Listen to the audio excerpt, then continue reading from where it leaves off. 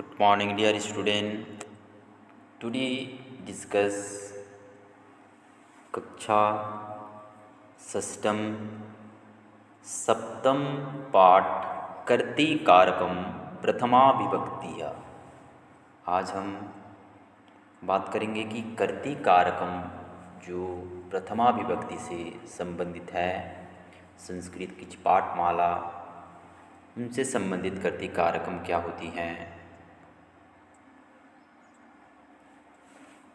देखते हैं कि प्रथमा विभक्ति, द्वितीया विभक्ति, तृतीया विभक्ति, चतुर्थ विभक्ति, पंचम विभक्ति, षष्ठी विभक्ति। जब भी आप वीडियोज़ देखेंगे बुक्स को ओपन कीजिएगा, पैराग्राफ्स टू पैराग्राफ समझने की कोशिश कीजिए। जहां आपको समझने में दिक्कतें होती है मेरे को बताइए, मैं पुनः उस चैप्टर्स को, उस पैराग्राफ्स को समझाने की आपको कोशिश करूँगा। नाउ स्टार्ट कर्ति कारकम प्रथमा विभक्तिया।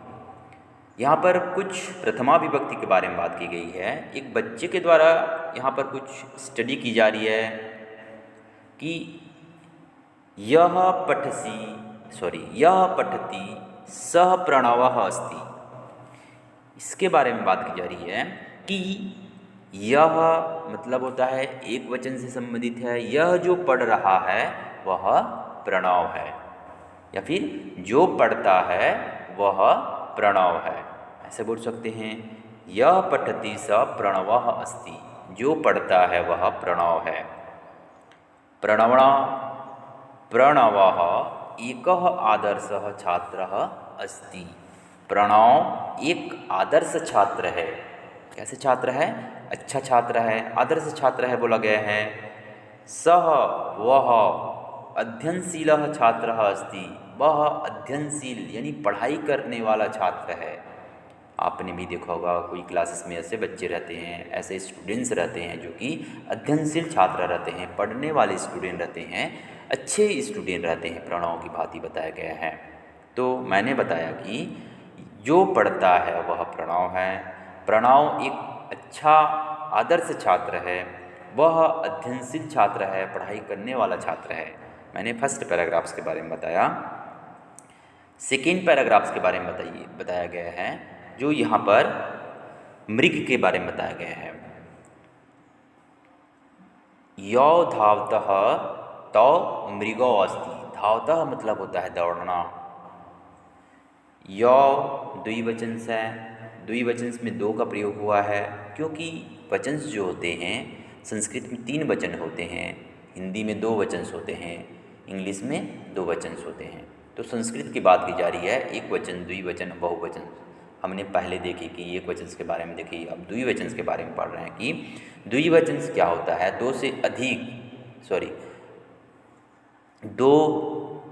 जिस शब्द के में एक से अधिक हो, द्विवचन का प्रयोग होता है। जहाँ पर 2 वस्तु का प्रयोग होता है, जहाँ पर 2 बातों का प्रयोग होता है, वहाँ पर द्विवचन होते हैं। धावतः मृगौ तौ मृगौ स्तः।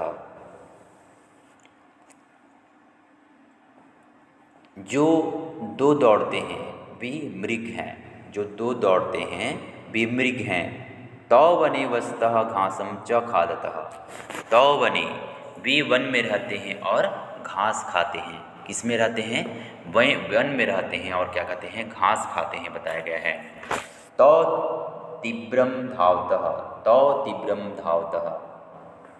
तौ तीव्रम धावतः मतलब क्या बताया गया? तीव्र मतलब होता है तेज। वे वन में रहते हैं और घास खाते हैं, वे बहुत तेज दौड़ते हैं, बताया गया है। ये तो अतीव सरलो जीवो भवति। मतलब ये तो अतीव सरलो जीवो भवति, ये अतीव सरल मतलब सीधे जीव होते हैं। सरल मतलब होता है सीधे जीव हैं, बताया गया है। यह रिवीजन क्लासेस के रूप में चल रही है, क्योंकि थोड़ा फास्ट चलेंगे हम लोग। आप लोग को ऑनलाइन क्लास के माध्यम से भी क्लासेस ली गई है इस अध्ययन ये पाठ की, है ना। नीचे पैराग्राफ्स देखिएगा। थर्ड पैराग्राफ्स के बारे में बताया गया है। यहाँ पर बताया गया है, एते वृक्षः सन्ति, वृक्षाः विशालाः सन्ति, ते घासं काष्ठानि फलानि च यच्छन्ति, एते छायायाम् अपि यच्छन्ति, सदा परोपकाराय च जीवन्ति। ये जो वृक्ष है यहाँ पर एक से अधिक हैं, दो से अधिक हैं, तो दो से अधिक जहाँ पर होती है वहाँ पर बहुवचन का प्रयोग होते हैं। एते जो शब्द लगा हुआ है यहाँ पर, यह बहुवचन से संबंधित है। एते वृक्षाः सन्ति, ये सब पेड़ हैं। कौन? ये सब पेड़ हैं। वृक्षाः विशालाः सन्ति, वृक्ष या फिर पेड़ बहुत बड़े हैं। क्या है? पेड़ बहुत बड़े हैं। वे घास, लकड़ियाँ और फल देते हैं।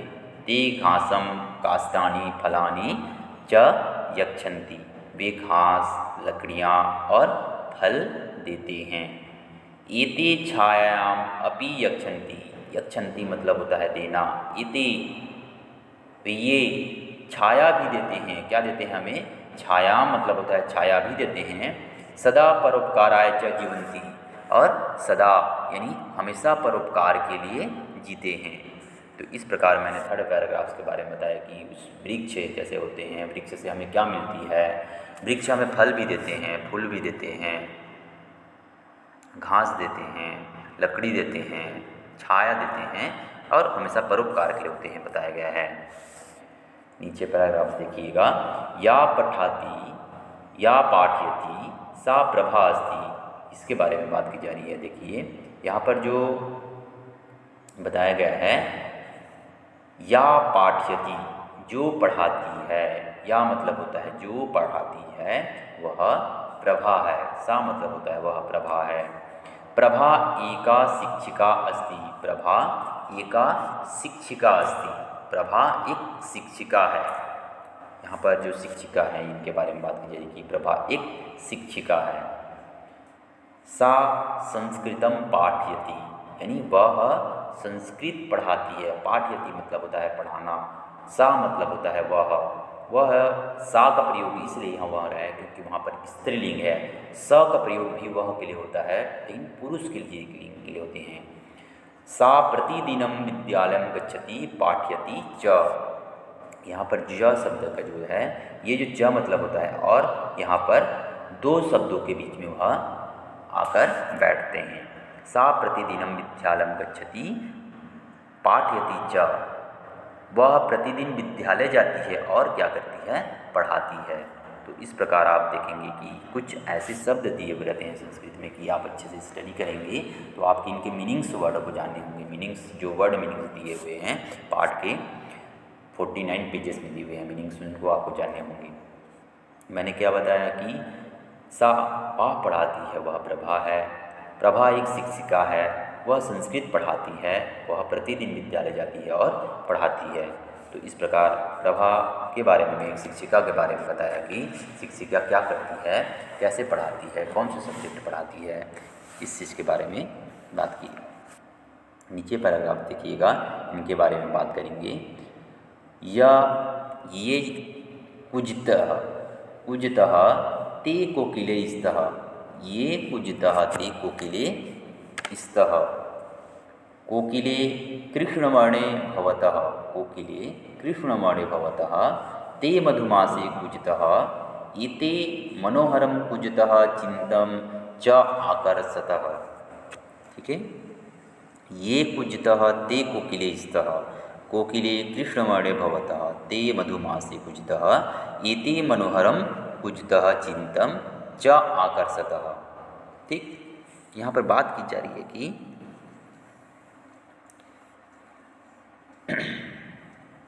जो दो कुगती हैं वह या फिर वे कोयल हैं। क्या है? कोयल की बात की जा रही है। जो दो कुगते हैं वह कोयल हैं। कोकिले कृष्ण वर्णे भवतः, जो कोकिले होते हैं या फिर कोयल हैं काले रंग के होते हैं।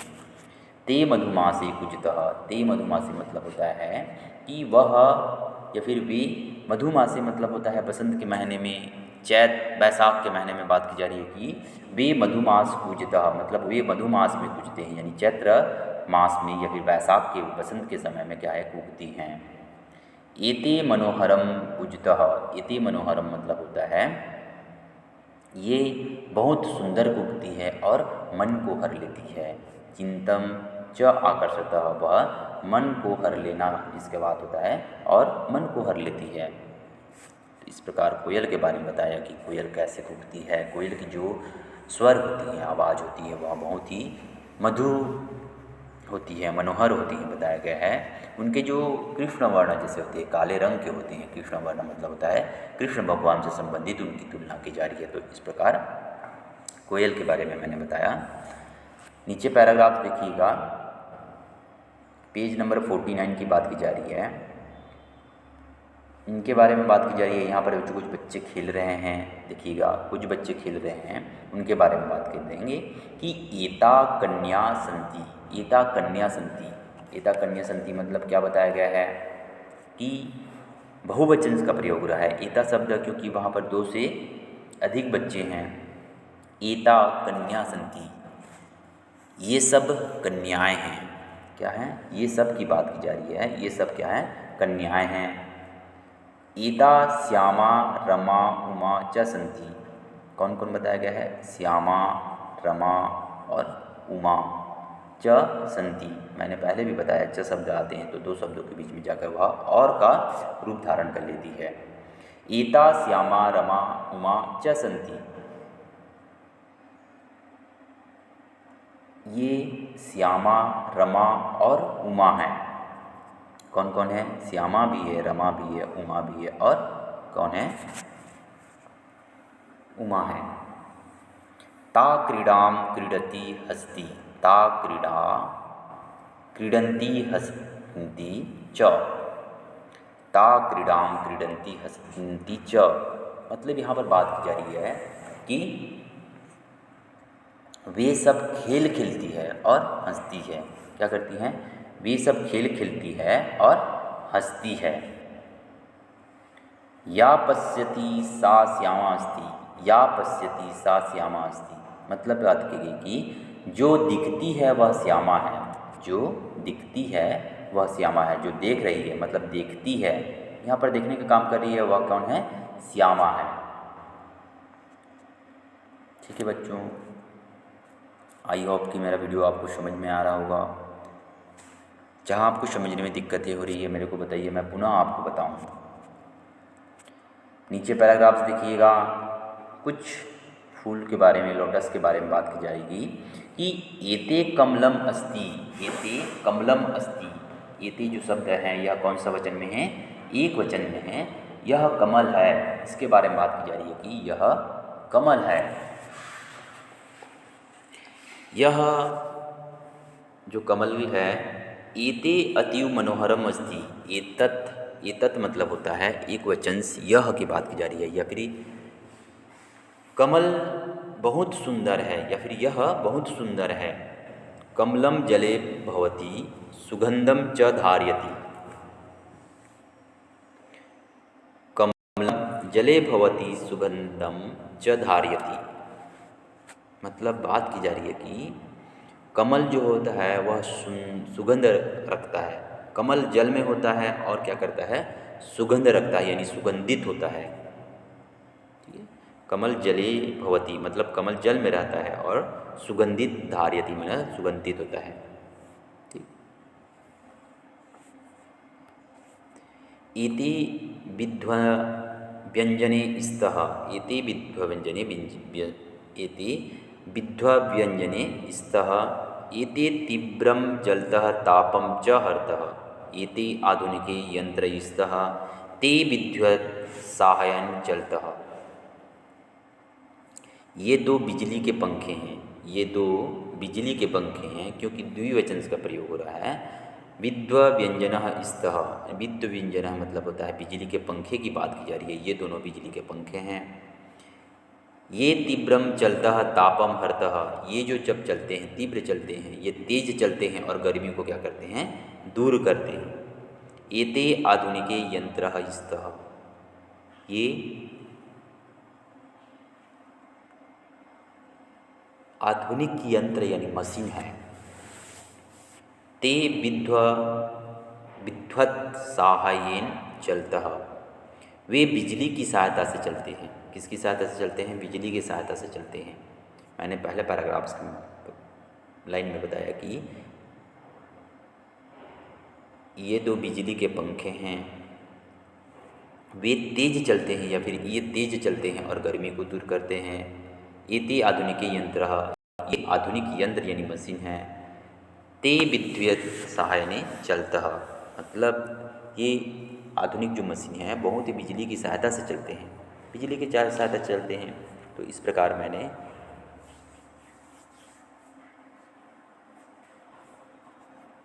पंखे के बारे में बात किया कि कैसे तेज चलते हैं, किसकी सहायता से चलते हैं, किसको हरते हैं। नीचे पैराग्राफ देखिएगा, बहुत ही इम्पोर्टेंस पैराग्राफ्स है। एतानी की बात की जा रही है, मतलब बहुवचन का प्रयोग हो रहा है। बहुवचन कब होते हैं? जब दो से अधिक वस्तुओं का प्रयोग होता है तो वहाँ पर बहुवचन का प्रयोग हो जाते हैं। तो एतानी जो शब्द है वह बहुवचन होते हैं। एतानी फलानी दांडिमानी संति, एतानी फलानी दांडिमानी संति, एतानी फलानी दांडिमानी संति, मतलब ये सब फल अनार हैं। ये सब फल क्या है? अनार है। अनार जो होते हैं यानी दंडिमानी मतलब होता है अनार। अनार रस्यमानी स्वास्थ्यवर्धकानि च भवन्ति, जो अनार रसीले और स्वास्थ्यवर्धक होते हैं। क्या होते हैं? स्वास्थ्यवर्धक होते हैं। अनार रसीले और स्वास्थ्यवर्धक होते हैं। यदा जनाः अस्वस्था भवन्ति, जब लोग अस्वस्थ होते हैं, तदा दांडिम रसम पथ्यम भवति स्वास्थ्यम च रक्षति, जब लोग अस्वस्थ होते हैं तब अनार का रस यानी हितकारी होता है और स्वास्थ्य की रक्षा करता है। क्या करता है? स्वास्थ्य की रक्षा करता है। तो इस प्रकार आप अच्छे से स्टडी कीजिएगा। नेक्स्ट क्लासेस में हम बात करेंगे कुछ मूल्यांकन असाइनमेंट्स के बारे में बात करेंगे कि मूल्यांकन असाइनमेंट्स क्या होती हैं, मूल्यांकन असाइनमेंट से संबंधित क्या क्या बातें होती हैं, और दांडिमानी जो रस के बारे में मैंने बात किया कि दांडिमानी एतानी जो होती हैं कैसे होती हैं। देखिएगा, तदा दांडिमानी पथ्यम भवति स्वास्थ्य भवति च, जो रस होते हैं अनार के रस होते हैं, है ना, अनार के रस जो होती हैं बीमार के लिए, रक्षा के लिए होती हैं। नेक्स्ट पैराग्राफ्स में हम बात करेंगे चैप्टर 18 के बारे में बात करेंगे। कुछ मूल्यांकन असाइनमेंट्स के बारे में आप अध्ययन कीजिएगा, क्योंकि मूल्यांकन असाइनमेंट्स जो है मैं आप लोग को प्रोवाइड कर चुका हूँ, भेज चुका हूँ। तो इस प्रकार आप अच्छे से स्टडी कीजिएगा। थैंक यू, बाय बेटा।